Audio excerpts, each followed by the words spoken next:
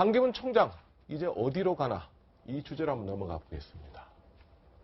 그런 문제는요. 제가 좀 기회가 되면 제가 공항에서 2월 10일 날 말씀을 드렸습니다. 제가 민생 탐방을 하고 국민들의 소리를 좀 들어보겠습니다. 여러분들의 말씀을 듣는 것도 그 일환입니다. 오늘 다른 데도 가서 또 다른 계층의 분들도 만나보고 어떤 그 보좌관들이나 또 다른 또 정치하시는 분들 이런 분들하고 얘기를 나눠보고 제 진로를 정할 테니까 그 문제는 좀 양해를 해주시면 감사하고요.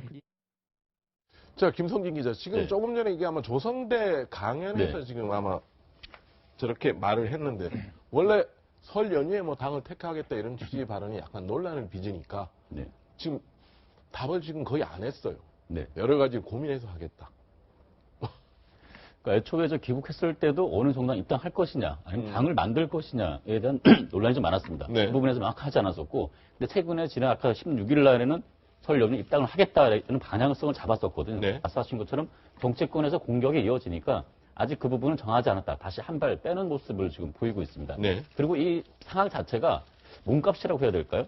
그 귀국 초기와 지금 최근에 일주일간 행보를 보이면서 각 정당들이 보내는 구애 정도도 많이 달라지고 있습니다. 네. 그런 상황에서 본인도 섣불리 먼저 손을 내밀기보다는 여러 가지 정치 상황들 그리고 지금 국민들의 호감도 그리고 고려를 해서 이 정당을 정하겠다. 그런 식으로 좀 신중 모드로 지금 돌아서고 있는 것으로 보입니다. 자, 이런 상황에서 반기문 총장이 아마 설 연휴에 어떤 형태로든 당을 선택하든지 아니면 별도로 본인 중심으로 당을 헤쳐모여 하든지 정치적 선택을 해야 될 때가 올 겁니다.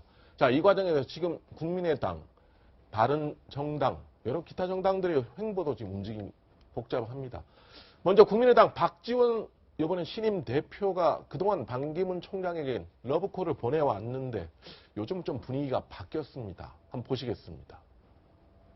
국민의당의 정체성을 인정하고 들어와서 어떤 통합 그런 정치를 함께 하기를 바라고 있습니다. 또 우리 국민의당의 정체성을 인정해서 조건 없이 국민의당에서 경선을 하고 싶다 한다고 하면은 받아들일 수 있다. 귀국 후 그분의 정치적 이념이나 이러한 검증 관계를 볼 때 최근에 와서 우리하고는 아무래도 거리가 멀어지고 있다 하는 것을 느끼고 그렇게 생각하고 있습니다. 자, 최병훈 편집장, 분명히 지금 약간 앞부분에 몇 가지 지금 워딩은 같이 하고 싶다, 같이 하자, 뭐 이런 얘기였는데 지금 확실히 지금 새로 대표가 되고 나서 말은 우리가 지금 거리가 멀어지고 있다. 저는 그 당시에 그럼 네. 무슨 차이가 있느냐 하는 네. 걸 보잖아요. 그거는 결국 호남 민심의 차이라고 봅니다. 호남 민심의 차이가. 그러니까 무슨 얘기냐면 호남의 바닥 정서가 그동안에는 문재인 전 대표는 아니야 라는 거였는데 박근혜 대통령이 탄핵 정국에 돌입하면서 네. 그 호남의 반 문재인 정서가 약간 좀 그 희석되는 그런 기운이 있거든요. 네. 결국은 문재인 전 대표밖에 없는 거 아니야 하는 쪽이 좀 있으니까 바로 그런 여파로 해서 문재인 전 대표가 지금 30%를 뚫었잖아요. 네. 그런 점 때문에 지금 박근혜가 아니고 박지원 대표. 네. 대표가 지금 이 호남 정서를 과거에 DJ 같으면 그 호남 정서를 본인이 앞장서서 끌고 갑니다. 네. 그런 게 바로 DJP 같은 거 아니겠어요? 네. 아니 생각을 해보세요. DJ가 어떻게 도대체 JP랑 손을 잡고 정치를 같이 합니까? 정치 불가능한 일이죠. 양극단은 있었으니까. 그렇죠. 네. 불가능한 일인데 이거는 네. 과감하게 결단을 내리고 나를 따르라니까 호남의 민심은 따라갔어요. 네. 근데 지금의 호남 민심은 박지원 대표가 딱 결정하고 나서 나를 따르라 하면 안 따라요, 지금은. 네. 응? 안 따르기 때문에 지금 박지원 대표는 호남 민심에 저는 눈치를 보는 거라고 눈치를 보죠. 본다. 그러니까 호남 민심이 이거 반기문 전 총장하고 같이 해서는 안 될 것 같은 분위기가 최근에 좀 느껴지는 거예요. 그러니까 일단 한 자를 깔고 있는 거라고 네. 봅니다. 그러고서 호남 민심의 추이를 봐가면서 네. 봐가면서 자 이제 문재인 전 대표냐 아니면 안철수 전 대표냐 아니면 네. 반기문 전 총장이냐 하는 쪽으로 이렇게 저울질을 하고 있는 과정이 아닌가 이렇게 봅니다. 자, 그렇다면 지금 안철수 이현정 의원이 보시기에 네. 지금 안철수 지금 전 대표 상당히 그동안에 호남 국민의당 다수의 주류가 있던 호남은 끊어오는데 좀 상당히 갈등이 많았는데 그렇죠. 박지원 전 대표가 다시 안철수 전 대표와 같이 손을 잡고 지금 먼저 안철수 만들어야 된다 이런 얘기도 지금 공공연하게 지금 하는데 과연 그게 진심일까 아니면 한번 그냥 띄워보는 얘기일까 지금 그게 저는 시한부라고 봅니다. 결국 시한부 것이다. 왜냐하면 네. 사실 이제 안철수 대표 같은 경우는 사실 지금 상황에서 안철수 대표가 무너지면 국민의당 다 무너집니다. 사실. 네. 이제 그런 게 위기감이 있기 때문에 아마 박지원 지금 대표도 저렇게 안철수 대표와 함께 다니는 것도 보면 지금 상황에서 만약에 아직 뭐 제3텐트 지대라든지 뭐 빅텐트라든지 전혀 어떤 대선 구도가 짜이지 않은 상황에서 네. 이 안철수 전 대표가 조기에 무너질 경우는 사실 국민의당은 정말 어디 뿔뿔이 헤어질 수밖에 없는 상황이거든요. 네. 그러니까 자강론이라는 것도 하고 싶어서 한 게 아니고 네. 정말 어쩔 수 없는 생존의 상황에 저는 그마저도 안 하면 선택합니다. 당이 무너진다. 왜냐하면 무너지니까요. 지금 네. 보면 호남 의원들은 이미 딴 생각하고 있어요. 다들 네. 보면 뭐 지금 나온 이야기 보면 이미 어떻게 하면 호남 쪽 의원들은 뭔가 어떻게 좀 다른 데 가서 할 수 있을까라는 생각하고 있기 때문에 네. 지금 정서가 완전히 달라요, 사실. 네. 그래서 이제 얼마 전에 이야기했던 게 뭐냐면 한 달만 시간 주겠다는 거 아니겠습니까? 네. 자, 그때 안철수 전 대표가 지지율을 못 올리면 우리는 그때는 우리 결심을 하겠다라는 거거든요. 지금 호남 정서가 보면. 그러니까 그게 네. 결국은 지금 반기문 사무총장이냐 아니면 안철수 대표냐 이걸 두고 지금 당선 가능성이냐 아니면 현재 안철수 대표를 두고 그냥 끝까지 그냥 가보느냐 고민스러운 거죠, 사실. 네. 그러면서 본다면 아마 이제 어떤 안철수 대표는 이 추석이 아니라 설 이 연휴 그다음에 이 순간에서 어떻게 하면 본인의 어떤 위치를 확보하느냐. 사실 지난 연말에요. 안철수 전 대표가 저는 미국 관계에 결정적 패착이었다고 봅니다. 패착이었다? 네. 왜냐하면 국민의당 지지가 어딥니까? 결국 호남 아닙니까? 그러면 호남에 당연히 갔어야죠. 새해를 맞이하는데. 네. 근데 혼자 집거해버렸잖아요. 네. 그리고 뭐 미국 가버렸지 않습니까? 네. 그 틈을 타서 문재인 전 대표가 무등산에 올라가 버렸지 않습니까? 그러니까 그런 모습을 보면서 네. 저는 호남 분들이 이거 뭐냐 도대체 우리가 이렇게 밀어줬는데. 그리고 문재인 전 대표는 완전히 이제 와서 한번 다시 뭐 해봅시다라고 이야기하니까. 네. 분위기가 완전히 달라진 거거든요. 그러면서 볼 때는 결정적 순간에 저는 안철수 전 대표의 행보 자체가 상당히 애매모호했다. 그걸 아마 다시금 새롭게 올리기에는 상당히 역부족이 있을 것이다. 그러면서 본다면 네. 지금 보고 있는 박지원 대표의 어떤 그런 스탠스도 네. 겉으로는 저렇게 이야기하지만 네. 속으로는 꾸준히 뭔가 하여튼 좀 뭐 만들어 보려고 할 겁니다. 밑에 이제 물 밑에서 계속 뭐 발이 움직인다 뭐 이런 표현도 있던데. 네. 자, 이런 얘기도 있습니다. 그렇다면 지금 반기문 총장이 새누리당은 안 가는데 네. 어느 당을 갈 수 있다. 네.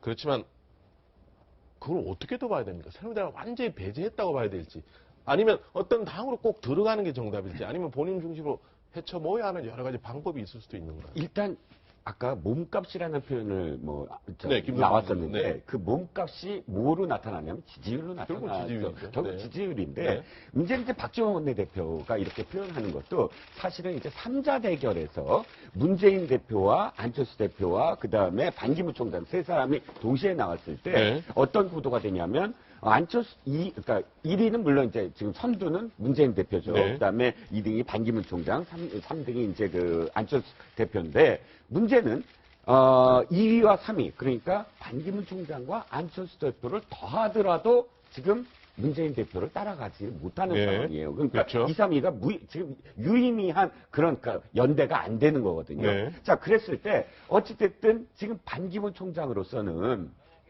자기를 중심으로 해서 모든 다른 당들이 제3지대에서 헤쳐모여 할 수 있는 지지율이 돼야 돼요. 일단. 네. 예를 들어서 지지율이 한 30%에서 40% 육박한다 그러면 박지원 원내대표 저렇게 표현 못합니다. 표현이 아마 확 달라질 거예요. 네.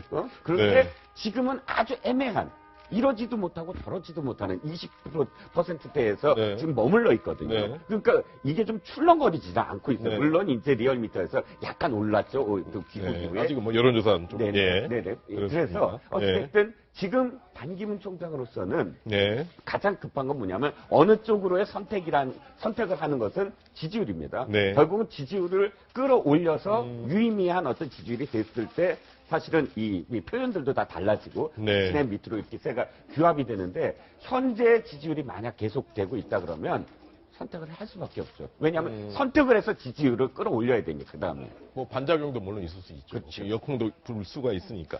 자, 그렇다면 이게 새누리당 사정도 관심입니다. 임명진 비상대책위원회 체제가 오늘 이한구 전 공천관리위원장과 현기환 전 정무수석을 제명하기로 했습니다. 자, 이 결정을 놓고 여러 가지 좀 짚어볼 대목들이 있습니다. 한번 들어보시겠습니다. 김연아 의원이 지금 소속 정당은 우리 새누리당이고 활동하는 정당은 바른정당으로 알고 있습니다. 바른정당이 말 그대로 바르게 정치를 하려고 마음을 먹으면 그렇게 바르게 정치하지 않는 사람을 에 대한 조처가 있어야 된다고 생각합니다. 이런 부도덕한 정치도에 어긋나는 행위를 하는 사람을 용납해서 다른 당에 소속된 의원을 자기 당에서 활동하게 하는 이 정당이 이름 그대로 바른정당이라고 말할 수 있는가?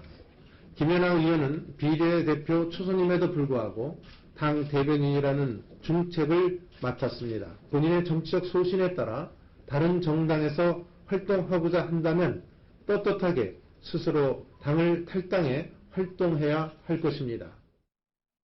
자, 오늘 아마 김연아 비례대표 의원의 당원권 3년 정지죠. 네. 아마 이 결정도 하고 이양구 공천관리위원장의 제명 결정도 하고 상당히 여러 가지 결정을 한 게 많습니다. 그 사유가 주로 뭐였습니까?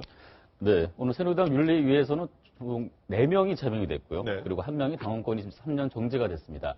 제명된 대상자는 이양구 전 공천관리위원장이 있고요. 그리고 현기한 전 수석, 그리고 이병석 전 국회 부의장, 그리고 박기태 전 국회의장 4명은 제명이 됐습니다.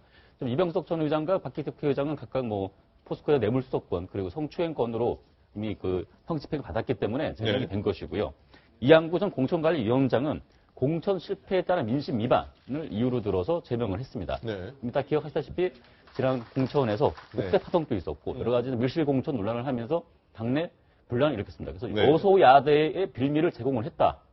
그런 측면에서 이양구 전 공천관리위원장이 이번에 제명이 된 겁니다. 네. 그리고 현기한 전 정무수석 같은 경우는 아시다시피 LCT 사건과 관련해서 당의 위신을 떨어뜨렸다. 그런 이유로 제명을 했습니다. 지금 눈에 띄는 부분이 바로 김연아 지금 의원인데요. 비례대표입니다. 그래서 만약에 제명을 하게 되면 의원직을 유지한 채 다른 당으로 갈 수가 있습니다. 그런 거는 용납할 수가 없다. 굳이 의석 한 석을 잃는 꼴이 되기 때문에 그 때문에 제명은 우리 손으로 할 수 없기 때문에 당원권을 3년간 정지하겠다. 그렇게 지금 카드를 꺼내든 겁니다. 그러니까 당원권 정지라면 의원직을 잃는 건 아니잖아요. 네. 그렇죠? 그 새누리당 소속으로서 계속 비례대표 의원직은 갖고 있지만 당원으로서의 권리, 그러니까 투표권과 어떤 선출직으로서의 권리는 제한을 하겠다. 그렇게 하고 있는 겁니다. 활동은 바른정당에서 사실상 하고 있다는 거죠. 네. 이러니까 참 여러 가지 논란이 되는 것 같습니다. 오히려 지금 본인은 지금 제명을 해달라고 그러는데 그럼 우리가 제명해주면 당신 살려주는 거 아니냐 이래서 제명을 못 그렇습니다. 하는 거고. 고소탄의 의석을 들고 바른정당으로 가게 되는 겁니다. 자, 이양구 전 공천관리위원장의 제명 사유는 여러 가지 짚어말 대목이 많습니다. 지난 4월 총선 때 이양구 공천위원장이 무소불위에 칼을 휘둘렀습니다. 그때 한번 이양구 공천관리위원장의 한 모습 한번 보겠습니다. 아이 참나. 만나셨어요? 쓸데없는 얘기하지. 내가 화장실 갔다 왔다는 얘기까지 다 여러분한테 해야 돼요? 왜 여러분들 왜 그래요? 좀 제발 좀 정신 좀 차려요. 자꾸 독선적이라고 그러는데 다른 위원들한테 물어봐요. 그래갖고 보도를 해야지. 기자들이 또 뭐야? 그냥 누가 한 사람이 얘기하면 그냥 따라가. 그게 뭐야? 다른 위원한테 물어보고 그렇게 결론을 내야지. 이거 지켜봐. 이거 왜 이래? 오늘 내로는 정원 초과야. 잘 모르면서 한두 가지 특징만 갖고 무슨 개를 정리했다 이런 식으로 보도하면 안 되는 거예요. 기분 내키는 대로 쓰지 말라고요. 자, 최병 편지. 아마 지금 저 장면이 아마 새누리당 패배 원인이 한 100가지 잡으면 저기 한 몇 가지에 포함된다는 얘기도 우스갯소리도 있었어요. 가장 중요한 원인이죠. 네. 그런데 저 새누리당이 지금 참 한가하다 이런 생각을 해요. 새누리당이 지금 저거 하고 있을 때인가요? 국민들은 이양구 공천관리위원장은 지금 머릿속에서 싹 지워졌어요. 다 잊어버렸다. 그러니까 잊어버렸고 지금 국민들이 관심을 갖는 분야는 친박 핵심이라고 하는 사람들과 임명진 지금 그 옛날 흘러간 인물들.